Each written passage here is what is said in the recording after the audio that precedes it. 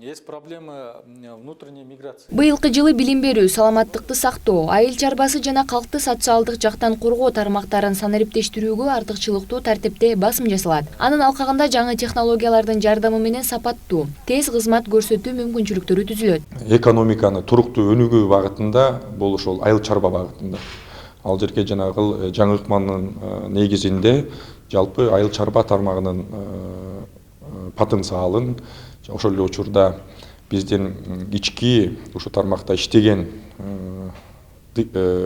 ишмерлерге тиешелүү шарттарды түзүп берүү, бул эң негизги багыт, бул ошол эле Евразиялык экономикалык биримдигинин алкагында. Жарандарга сапаттуу кызматтарды көрсөтүү санариптик трансформациялоо концепциясын ишке ашыруунун алдыңкы максаты. Бул багытта адистерди окутуу менен бирге электрондук кызматтарды колдонууну жарандарга үйрөтүүгө басым жасалат. Ошондой эле быйыл комплекстик маалымат берүүнүн кампанияларын күчөтүү керек. Мына ушундай тапшырмалар президент Сооронбай Жээнбеков тарабынан коюлду. Эң негизинен эки багыт боюнча иш жүрөт. Биринчиден болсо жалпы санариптик көндүмдөрдү өнүктүрүү, бул жаңы ыкмалар менен колдонуу, электрондук форматта кызматтарды жана маалыматтарды алуу.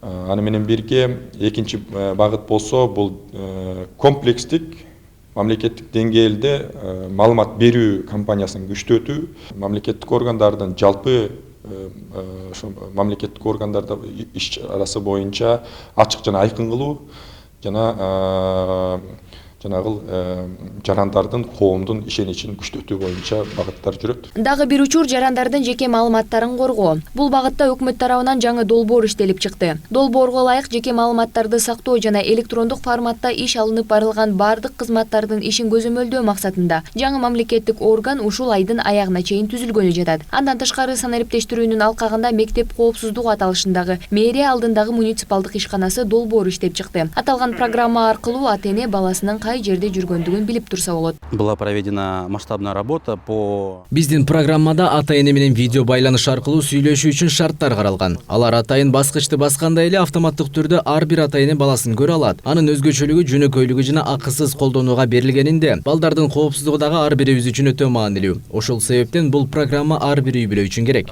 Жеке маалыматтарды коргоо үчүн атайын стандарттар жана минималдык талаптар иштелип чыгат. Себеби серепчилердин божомолдору боюнча быйылкы жылы дүйнө жүзүндө кибер кылмыштардан келтирилген чыгым 2,5 триллион доллардан ашышы мүмкүн. Албетте кибер коопсуздуктун максаты ар кыл багытта болушу мүмкүн. Ал каржылык пайда табуу менен катар эле адамдын абирине шек келтирүүдөн тарта саясий пропагандага чейин. Албетте санариптештирүү багытына бел байлагандан кийин бул коркунучтарды болтурбоо жана алдын алуу үчүн кибер коопсуздук алдыңкы орунда туруусу керек. В рамках этой стратегии предусмотрено ответственное. Санарип Кыргызстан 2019-2023 концепциясынын негизинде быйылкы жылга эле эмес 2023 жылга чейин көп пландар коюлган. Алардын катарында ар бир жарандын жеке персоналдык маалыматтарын коргоо менен катар эле жалпы маалыматтарды кибер чабуулдан коргоо бар. Негизи бизде база бар. Ал базада ар бир жарандын маалыматтары сакталган. Эми маалымат ар кандай болот да. Ошол себептен жеке маалыматтарды коргоодо быйыл иштер арбын жасалат.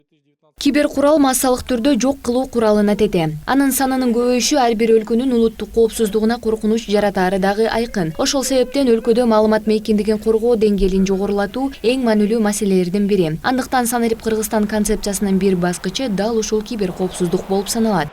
Айза Камчыбекова, Нурдан Карипбеков, Пирамида.